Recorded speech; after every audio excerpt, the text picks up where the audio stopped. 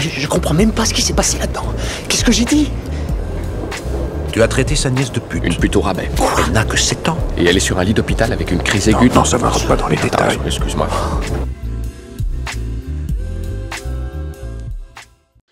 Salut tout le monde et bienvenue sur Écran Fou, et aujourd'hui on poursuit notre rattrapage des vacances avec le film de l'enfer, et oui, Barbie, parce que je suis persuadé que si l'enfer existe, il doit sûrement dégouliner de rose au point mais carrément de t'en faire perdre les rétines, hein. Donc Barbie, adaptation pour la première fois en live, puisque à chaque fois c'était en dessin animé, du célèbre jouet Mattel, qui a donc bercé des générations de filles pendant des heures et des heures d'amusement et d'histoires idylliques, au même titre que parfois des garçons qui les piquaient à leur frangine pour menacer de lui couper les cheveux ou de tester la résistance de son maquillage avec un briquet. Ne me dites pas que vous l'avez jamais fait, ceux qui avaient des frangines. Et donc film où l'héroïne, donc Barbie, vit à Barbieland avec plein d'autres Barbie et plein de Ken très différents les uns des autres. Donc Barbieland, utopie féministe à l'extrême carrément, hein, jusqu'au jour où Barbie, donc l'original, de par une crise existentielle qu'elle ne comprend pas, va se retrouver dans le monde réel pour essayer de comprendre ce qui cloche chez elle. Et donc, le monde réel, vous savez, ce fameux monde dirigé par le patriarcat, quoi. Et alors, bah je sais pas en fait, parce que le film, on sait pas au final ce qu'il est ni ce qu'il dénonce.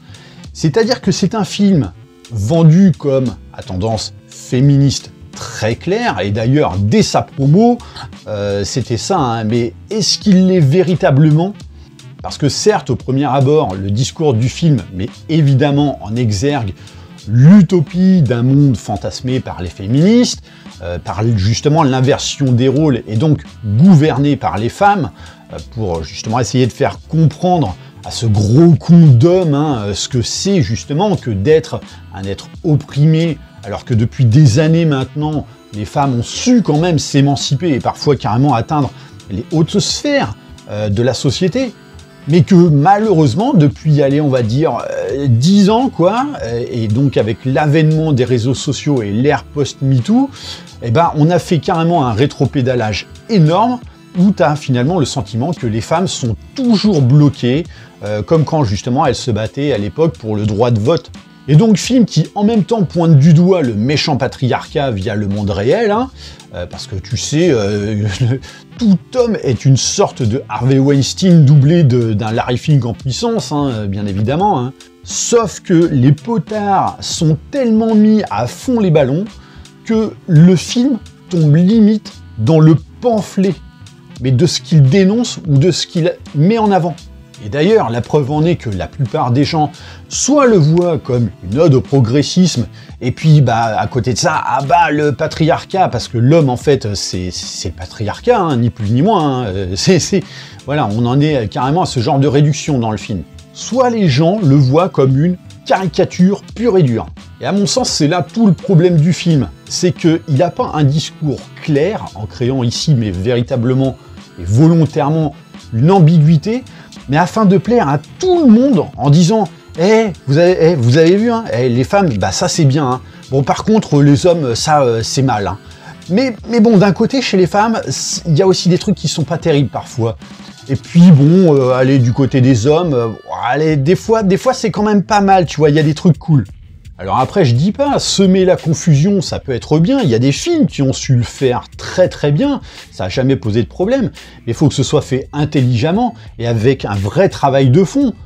Et ce, même pour un film basé sur l'humour, comme c'est le cas de Barbie, et sauf que le film Barbie n'est pas conçu intelligemment en la matière, donc ça fonctionne pas bien. Parce que ce film est en fait à la fois une plaidoirie, mais il essaye quand même de s'excuser pour pouvoir justement ratisser quand même un plus large public.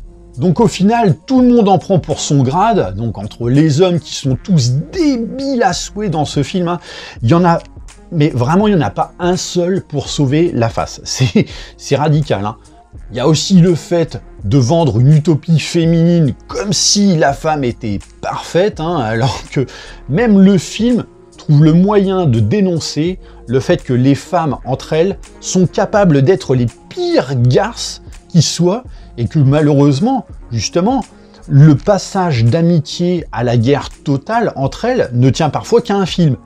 Et on peut aussi évoquer le discours d'une ado qui, après avoir eu le cerveau pressé à l'eau de javel par les réseaux sociaux, trébuche littéralement dans le militantisme puant alors qu'elle a seulement 15 années d'existence sur cette terre, au point de remettre en cause une poupée qui pourtant a fait jouer des décennies de filles avant elle sans que ça ne les pousse à remettre leur existence entière dans ce monde. Parce que c'était ça, au départ, le concept de Barbie, c'était une poupée avec laquelle on jouait quand on était très jeune fille, et après on l'abandonnait parce que la maturité du fait de l'adolescence, etc., nous poussait justement vers un autre horizon, à peut-être essayer de recréer ce monde, enfin de quitter ce monde fantasmé avec les jouets et le découvrir au fur et à mesure du temps, notamment à travers peut-être des relations amoureuses, etc., etc. C'est justement la raison pour laquelle Ken existe aussi, justement, dans l'univers de Barbie. Et là, on en est carrément rendu à un point où, effectivement, une adolescente, voilà, en fait, elle a joué à la Barbie pendant quelques années, et dès qu'elle atteint justement la puberté, mais la meuf, elle remet carrément en question le fait que, ouais, putain, la Barbie, c'est le symbole du patriarcat, et puis, non mais attends, sans déconner, mais c'est ça ton discours à l'âge de 15 piges. Non mais, enfin, et si vous avez pas vu le film, vous pouvez pas comprendre, hein, mais le discours, oh, au secours, j'espère ne jamais avoir des adolescents comme ça, hein, avec mes gamins, hein. Et puis, bien sûr, il y a aussi cette morale de fin complètement aux fraises, hein, qui implique justement de faire comprendre que l'homme et la femme ne peuvent pas être complémentaires. Mais voilà, en fait, c'est ça qu'il y a, c'est que c'est un film qui défend, entre guillemets, le féminisme. Mais le féminisme, c'est quoi à la base? C'est essayer de faire en sorte que la femme soit égale de l'homme. Là, en fait, le truc qu'il y a, c'est que ce n'est que montrer une dualité perpétuelle entre l'homme et la femme. Donc au final, dans ce film, on te crée une guéguerre entre l'homme et la femme, parce que c'est un petit peu ça le résumé du truc, c'est que Ken, finalement, est éperdument amoureux de Barbie, sauf que Barbie, désormais, dans le monde progressiste actuel, finalement, rêve d'émancipation, rêve d'indépendance, etc., etc. On casse littéralement des décennies de jeux et de nature humaine pour dire carrément, voilà, maintenant, là, tu vois, dans l'ère progressiste de ces 10 dernières années, on casse tout, mais littéralement tout.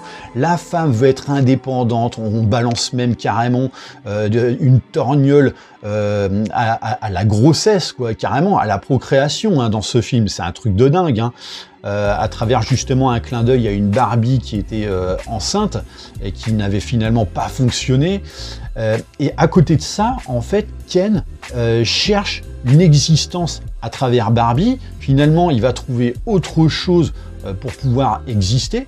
Et en fait, cette guerre entre les deux montre qu'il n'y a pas de complémentarité, alors que pourtant, c'était tout le but. Et le message de fin, justement, quand je parlais de la morale tout à l'heure, le message de fin, c'est non, Ken, il faut que tu apprennes à exister tout seul. Mais Ken n'existe pas tout seul. Dans le concept de Barbie, dans le concept établi par Mattel, Ken était une complémentarité de Barbie.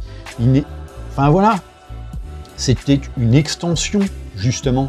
Et là, résultat des courses, on dit, vas-y, apprends à vivre tout seul. Mais non, ce n'est pas possible.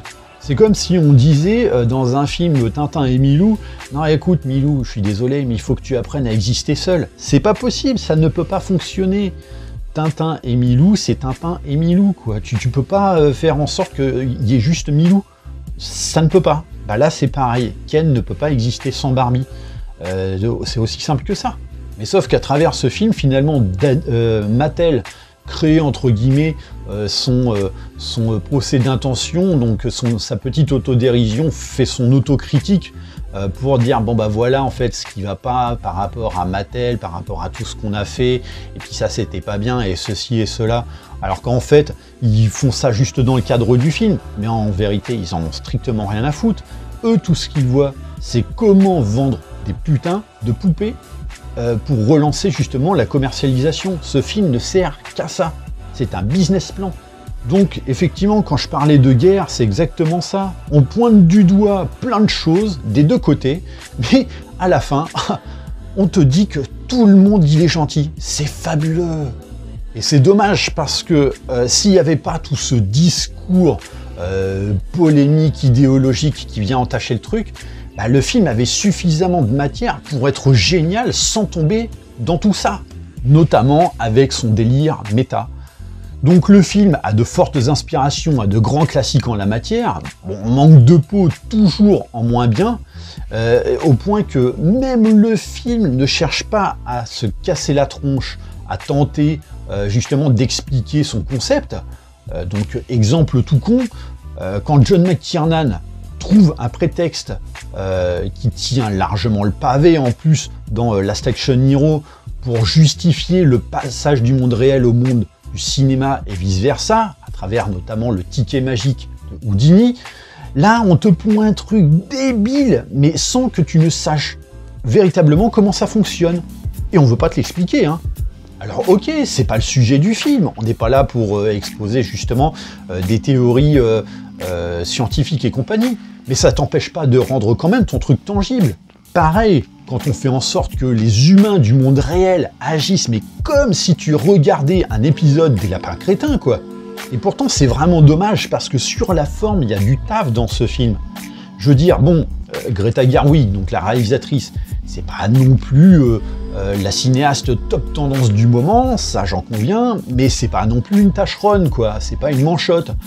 Et Barbie Land, c'est quand même plutôt sympa à regarder, ça use bah voilà, quelques petites références liées à la poupée et de tous les clichés qu'on lui connaît, même si bon, ok, au bout de 10 minutes, on en a fait presque tout le tour.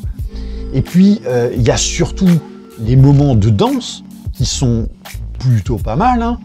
Et donc, bah, en plus de ça, il y a une espèce de petite guéguerre à la fin qui est assez ridicule, mais en fait qui est aussi ridicule que fun.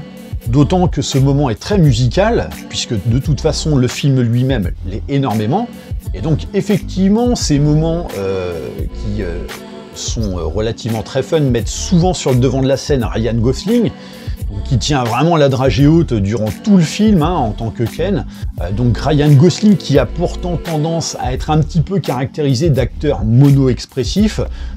Donc là en fait c'est vraiment du caviar pour un tel rôle que celui de Ken, hein, qui normalement est une poupée avec le visage figé et qui se donne vraiment à fond les ballons au point que toute la drôlerie du film émane de lui, quoi. Mais uniquement de lui. C'est-à-dire que bon, Margot Robbie, ok, elle est parfaite en Barbie, elle est très bien et tout, elle fait le taf, quoi. Mais le cœur de l'originalité du film réside en la personne de Ken et dans le fait que bah, Ryan Gosling, c'est pas un acteur qui a l'habitude de faire des rôles un petit peu condignolesques, et là, en fait, il casse littéralement le truc, quoi. Et c'est pour ça que ça marche. Donc bah voilà, Barbie, un film dont le décorum de base, donc à savoir Barbie Land, existe grâce à l'imaginaire d'une enfant, à travers une franchise de jouets pour enfants, mais qui finalement ne s'adresse pas du tout aux enfants. En gros, ce film n'est finalement pas progressiste. Il use du progressisme, notamment à travers le féminisme, pour en partie le vendre, mais aussi le détourner dans le cadre d'un business plan, comme je le disais tout à l'heure, ce qui en fait un métrage totalement alambiqué et caricatural, à seule fin de pouvoir faire adhérer tout le monde au discours, on va dire, multiple du film, quoi. C'est aussi simple que ça, le film Barbie. C'est un film avec des idées tranchées, mais qu'on veut vendre à tous, ce qui est totalement contradictoire. Voilà, j'en ai terminé pour cette petite review. N'hésitez pas à me dire ce que vous pensez justement de ce film-là. N'hésitez bien sûr pas à liker et partager la vidéo. Pensez bien sûr à vous abonner à la chaîne de manière à vous tenir informé des prochains contenus. Et moi, je vous dis à très bientôt pour une prochaine vidéo. Allez, bye!